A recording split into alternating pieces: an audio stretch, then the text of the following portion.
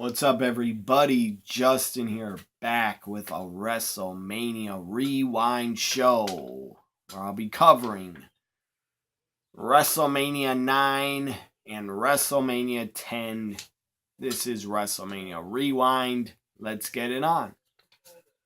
First, I want to say I forgot in my last WrestleMania Rewind show, I actually forgot to mention the final match, the main event of WrestleMania 8, Hulk Hogan in his so-called retirement against Sid Justice. Now, should have it been the main event over Flair Savage? Yes, because at the time, it was like Hogan's farewell match. Was he going to retire? Was this his last match? Nobody really knew. But at the time, they promoted it like it was Hogan's last match and last WrestleMania. So anyways, nobody expected Sid and Hogan to be a classic. It was not going to be a wrestling classic. And nobody expected it to be. But for what it was, I still enjoyed it. It was a basic Hogan match. Take on a monster heel. And then Papa Shango had to interfere. And then the Warrior made his return, ran down to the ring. That part was stupid. And that was dumb. Yeah, as a kid watching, I enjoyed it. I was 8 years old, but I was a kid. Now looking back on it, I did not enjoy seeing Warrior. You know, why did Papa Shango not even have a match at WrestleMania 8? The guy was only a part of WWF as a Papa Shango character for only like a couple months in September. That was weird. The guy was never a part of any pay-per-views as Papa Shango.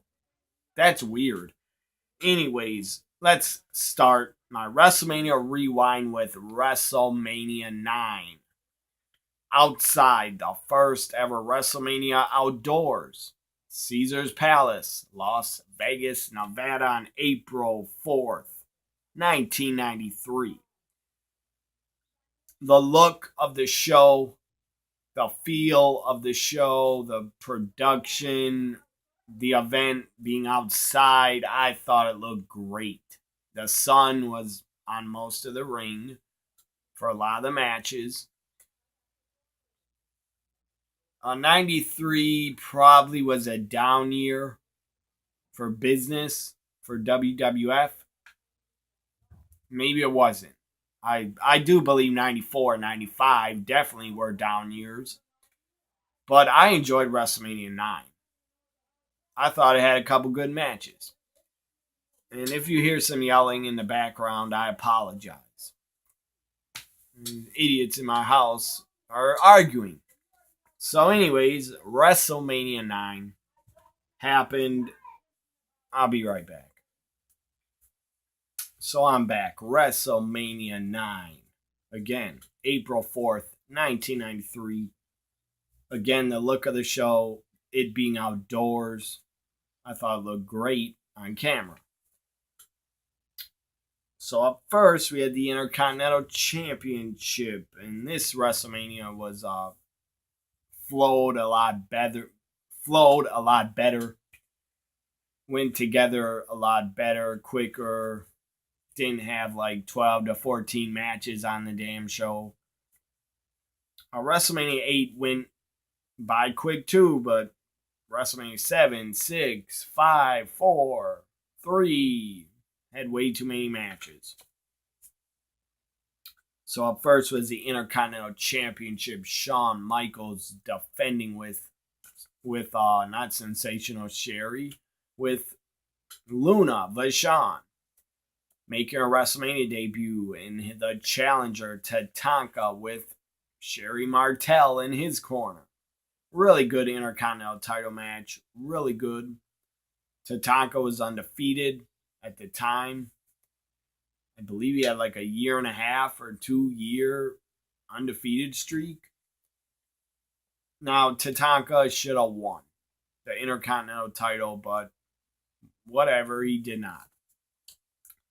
Ended in a disqualification. Shawn Michaels retains. After it, Luna attacks Sherry and body slams her on the floor. By the way, WrestleMania 9 was also Jim Ross's first ever WrestleMania. JR, Bobby Heenan, Macho Man on commentary. Really hell of a commentary team. They were good together. So up next, we had, let's go with, up next, let's say, was Steiner Brothers against the Head Shrinkers. Steiner Brothers making their WrestleMania debut. Now, the Steiners and the Head Shrinkers had a hell of a tag team match. It was, I thought, really good. Steiners win. Up next, we had Bob Backlund, Razor Ramon. Bob Backlund's WrestleMania debut, because he retired, took time off for like 10 years, came back, made a return. Razor Ramon, Scott Hall, also his WrestleMania debut in the beginning when Bob Backlund came to the ring. So funny. Bobby Heenan on commentary says, Opie has returned. I always thought that was hilarious. So Razor Ramon wins. He should have. So up next we had Crush taking on Doink the Clown. I don't know if these matches are in order. Doesn't really matter. Crush, Doink the Clown. They were feuding at the time. Pretty good build up. Doink was acting like he had a broken arm. His arm in a sling, and it was a fake cast. He took off the fake cast on an episode of, I believe, Superstars and attacked Crush and beat him with the fake cast.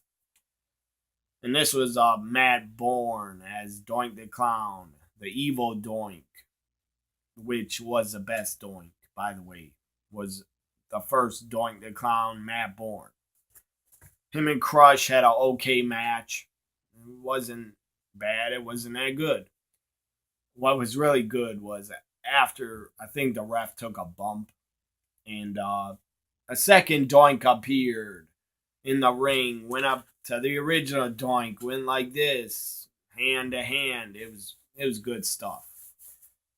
And Jim Ross and Macho Man were like yelling, "There's two Doinks, there's two Doinks, and this ain't right." And then Bobby Heenan goes, "No, there's not. It's an illusion. It's an illusion that you're seeing two Doinks." Just really good stuff. I don't remember who won. Might have been disqualification. I'm not sure. So up next was, let's say, the tag team titles was up next. Money Incorporated, $1 Million Man, Ted DiBiase, and IRS defending the tag team titles against the Mega Maniacs, Hulk Hogan and Brutus the Barber Beefcake. I have never been a fan of Brutus. Never, ever have been a fan of his. So, they were managed, by the way, by Jimmy Hart, who turned babyface and started managing Hogan in '93.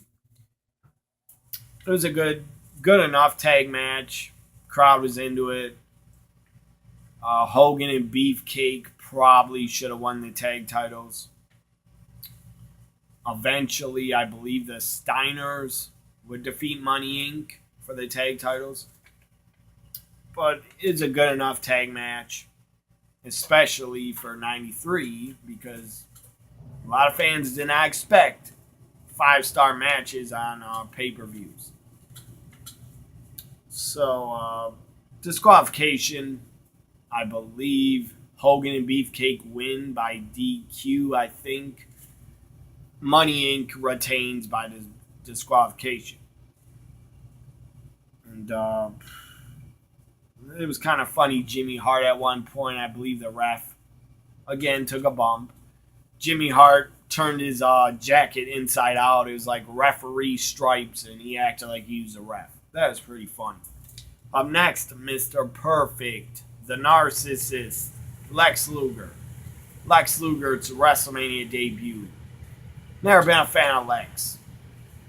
The guy was a lousy wrestler. But somehow, Mr. Perfect and Lex Luger had a pretty decent match. I thought it was good. Lex Luger wins by putting his foot up on the ropes in a backslide, I believe. Then after it, Lex Luger went to the back. Mr. Perfect got knocked out by Lex's steel plate in his forearm that they kept selling. The narcissist had a steel plate in his forearm. He really did, because he's in a motorcycle accident. So anyways, Mr. Perfect finds Lex Luger backstage and starts attacking him, beating him up. Then Shawn Michaels interferes and beats the crap out of Mr. Perfect. So next was, this was bad. This was really bad. So bad that it's funny. The Undertaker and Giant Gonzalez. This was really bad. Not The Undertaker's fault. Giant Gonzalez, not really his fault. The guy was just so damn big, he could barely move. He could barely do anything. The guy was legit like at least 7'2" or 7'3", I don't know. But at the time, just think about it. At the time in 1993, a lot of fans were probably excited for this match. It ends in, I believe, a disqualification. Undertaker wins as the streak he started would go on. And Giant Gonzalez picked up the ref and chokeslammed him. That will get you disqualified. Up next, we had the WWF Championship, the main event. Yokozuna defending against Bret the Hitman Hart. Yokozuna won the Rumble. My bad. Bret Hart was champion. Bret the Hitman Hart was a defending champion. Yokozuna won the Royal Rumble, so he got his title shot at WrestleMania. They had a good match. Should have been longer, could have been better, but they had a good match. Mr. Fuji throws salt in Bret's eyes. He gets blinded. He can't compete. Hulk Hogan. Look, I was a fan of Hogan winning. I thought it was awesome at the time. I thought it was great. Now, should have Hogan won? Looking back on it, should have he won? Yes, because the crowd popped. Everybody was sent home happy, and WrestleMania went off the air with Hogan as a champion. Like him or not, the fans popped and they liked it. As a kid, I loved it. As an adult, I still enjoy it when I watch it.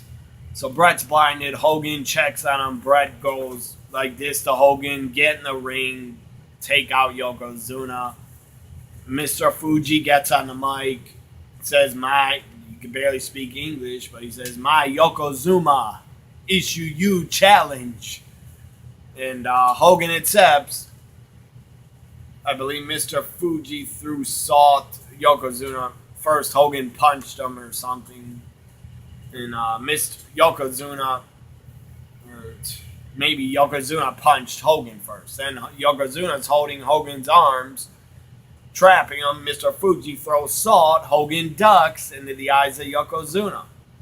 Then Hogan punched him or clotheslined him. Leg drop. 1, 2, 3. Hulk Hogan wins the WWF Championship.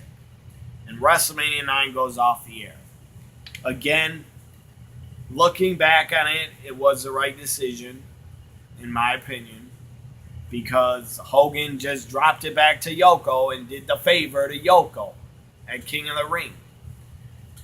So it's not like Hogan buried Yokozuna because he dropped the title right back to him in June. So I don't get why people are pissed off that Hogan won at WrestleMania 9. I don't get it. Because he did the favor for Yokozuna. Just think about that. I have no problem with it. And then after Yokozuna got the title back, Vince, you shouldn't have pushed Lex Luger as the new Hulk Hogan because it failed. It did not work.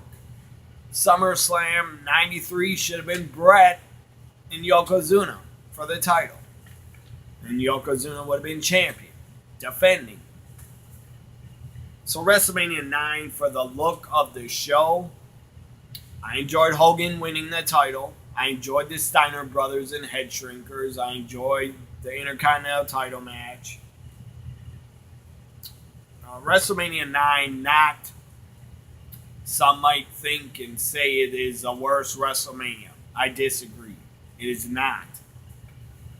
It is not the worst. I enjoyed WrestleMania 9. If I give it a grade from A to F, I would give WrestleMania 9 a C+. Or maybe B. So now WrestleMania 10. This is my WrestleMania Rewind show. WrestleMania 10 was back home where it all started. Where it all began. WrestleMania 1, 1985. 19 on March 20th, 1994. WrestleMania 10. The 10-year anniversary. Back home at MSG, Madison Square Garden. Up first, we had a classic. A absolute wrestling classic. First time ever at a WrestleMania, brother versus brother. And it was a classic. Really good. It is one of the best matches. Still is looked at by me as one of the best matches in WrestleMania history.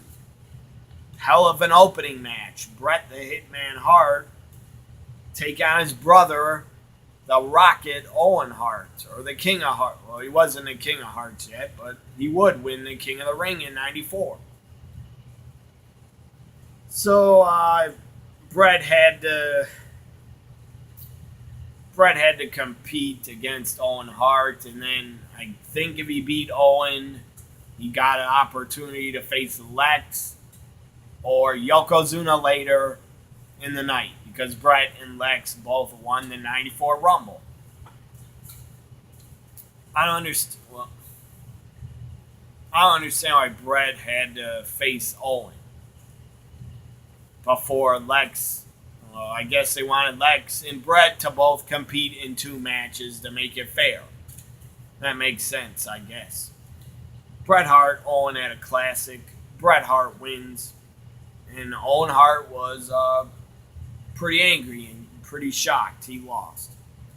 Up next, I don't know what was next, but let's just say the Women's Championship. Alundra Blaze defending against Lalani Kai. It was okay. Could have been better, but whatever. Alundra Blaze wins and retains. I was happy about that. Earthquake took on Adam Bomb. This match was like 2 minutes, I think.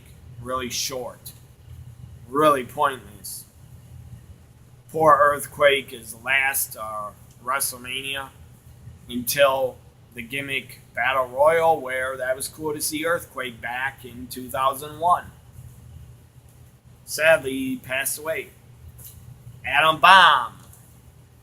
The guy, I thought he had a good look. I liked him a lot better in WCW as Wrath, but whatever. Adam Bomb gets squashed and loses to Earthquake. In seriously, 2 or 3 minutes. Or maybe a minute. We had a mixed, first ever at WrestleMania, mixed tag team match. Crowd was pretty excited for this. We had Doink the Clown with his manager, mascot, twin, I don't know what you call him, midget, Doink and Dink, taking on Bam Bam Bigelow and Luna Vachon, the first ever mixed tag match at WrestleMania.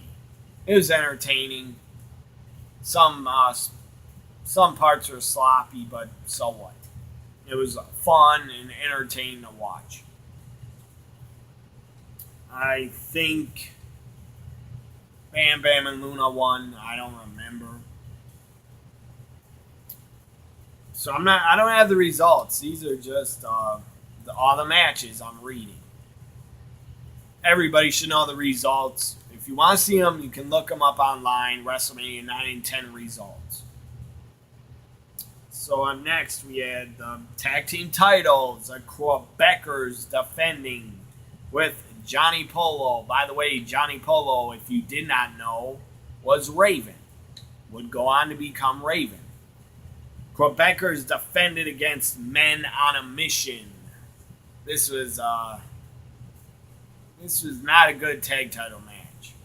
Quebecers, great team. Really good. Men on a Mission, I guess, for 94, they were over. Their manager, Oscar, rapping them to the ring. Guess you could say they were ahead of their time. Or Oscar rapped to the ring before R-Truth ever did. So Men on a Mission were over.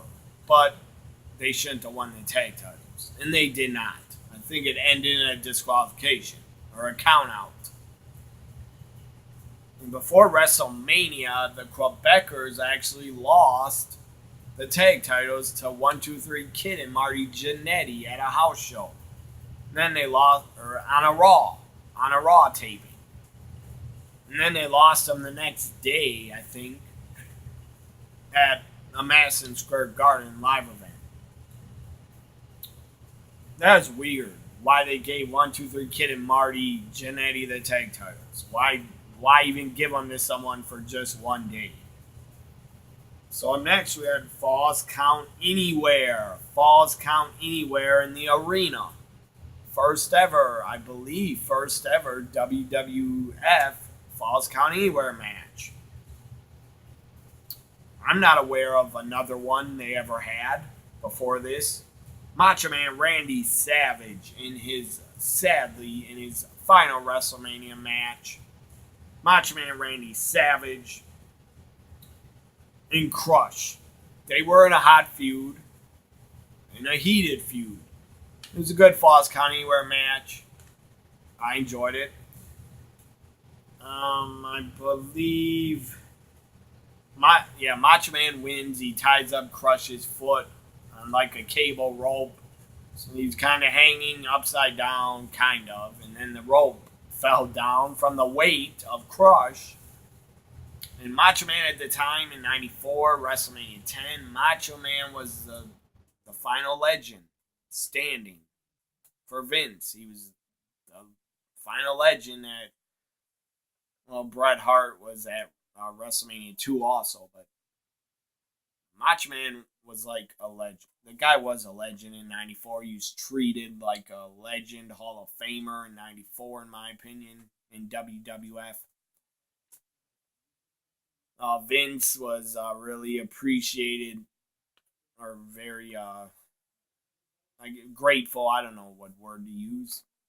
Vince was very grateful to Macho Man. I believe they did have a close relationship for a lot of years.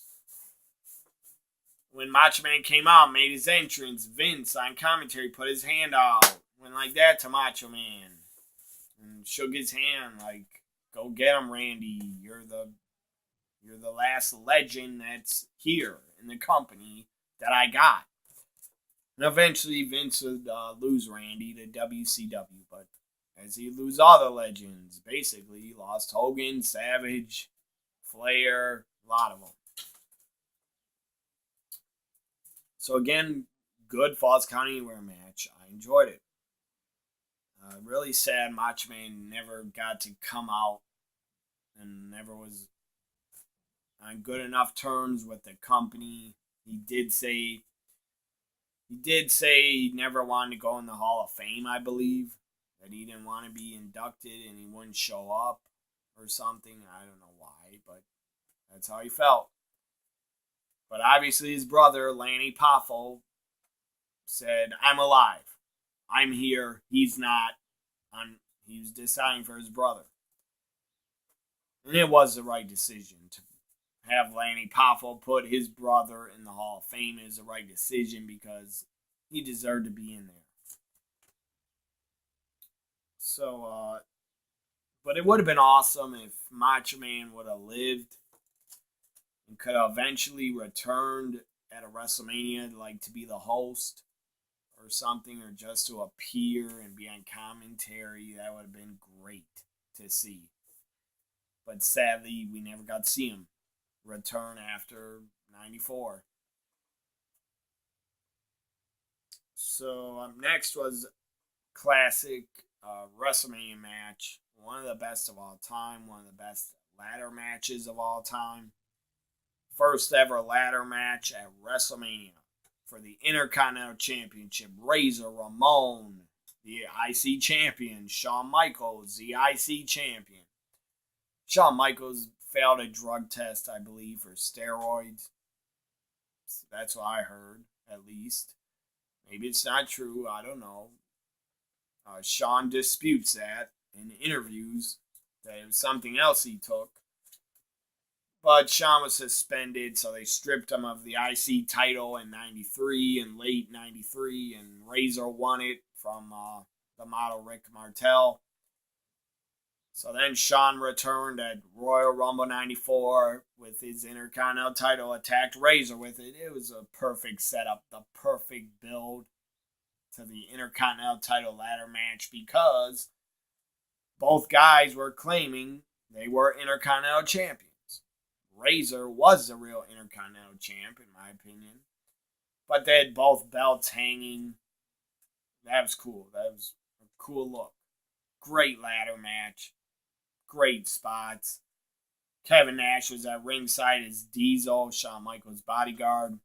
He clotheslined Razor on the floor. Then he got thrown out from ringside. Pretty crazy how a year later, WrestleMania 11, Shawn Michaels and Diesel would be in the WWE Championship match. So obviously Razor Ramon won, ripped down both Intercontinental titles, was standing on the ladder with both Intercontinental titles out. That was awesome. Up next, the WWF Championship on the line. Yokozuna defending against Lex Luger. Mr. Perfect was the guest referee. And at WrestleMania 9, Mr. Perfect, Lex Luger actually had a match, so there was some bad blood there. They didn't like each other. I don't get why Mr. Perfect was made the ref. I know he made his return, and he didn't look that good. He looked bloated, like he was on a lot of roids. I don't know if he was, but he looked bloated and out of shape. And I don't care if he was on roids. I'm just saying he looked bloated. So Yokozuna Lex Luger, it was a boring match, I thought. Yoko tried his best to have a good match with Lex. It was okay. It was okay, but it wasn't that good. Mr. Perfect screws Lex, I believe, did a fast counter. No, disqualified Lex. Lex grabbed Mr. Perfect by the shirt or something because he's angry about a call, and then Mr. Perfect decided, you touched me, I'm disqualifying you. So Yoko retains. Lex went backstage, the cameras were on him. He was yelling at Mr. Perfect, he was not happy. So up next, the main event. There was they did book, I think, a 10-man tag, but never got on the show. I don't know why. They didn't have enough time for it. I don't think it got on the show. So now the main event, Bret the Hitman Hart, after defeating Owen, and he was selling a leg injury like he was injured going into the match. Bret Hart challenging Yokozuna for the WWF Championship. Yoko was at his managers at ringside, Mr. Fuji and Jim Cornette. By the way, this was Jim Cornette's first WrestleMania. Bret and Yoko had a really good match. Roddy Piper returned to Madison Square Garden WrestleMania 10. Roddy Piper was the guest referee. They had a history together because they had a match that was pretty hard hitting and heated at WrestleMania 8. So would Piper screw Bret? Nobody really knew. Obviously, Mr. Perfect screwed Lex, and I enjoyed that. So Bret and Yoko had a really good match. Yoko was trying the bonsai drop, I believe, and he fell off the ropes, and Bret moved. Then Bret covered on 1, 2, 3. Bret Hart wins.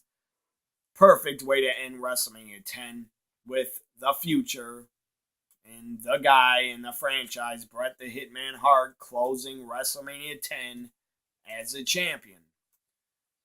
A whole bunch of wrestlers coming, Razor, a whole bunch of baby faces, and Macho Man Randy Savage. Gorilla Monsoon got in the ring. Tatanka, Razor Ramon, I believe Bob Holly, all got in the ring, lifted up Bret on their shoulders. He had the title on. Macho Man went up in the corner on the second rope, started pointing at Bret like, that's the guy, that's our franchise of the company. And he was. Bret Hart was a franchise. He was the guy. He did deserve it. And he was the guy for a lot of years. I would say up until 97, until he left. Obviously, Vince didn't care if he screwed Bret. And he was just trying to protect his company. It didn't need to happen. It shouldn't have happened, but it happened. So, WrestleMania 10, if I grade it, I'd give it a B+. I enjoyed it. I really enjoyed the ladder match. Really enjoyed Falls Count Anywhere. And Bret Hart, Owen Hart was damn good. Really enjoyed that. And I enjoyed Yoko and Bret. So that's 4 matches I really enjoyed at WrestleMania 10. Hope you enjoyed this edition of my WrestleMania Rewind, where I talked about WrestleMania 9 and 10. Bye for now, everybody.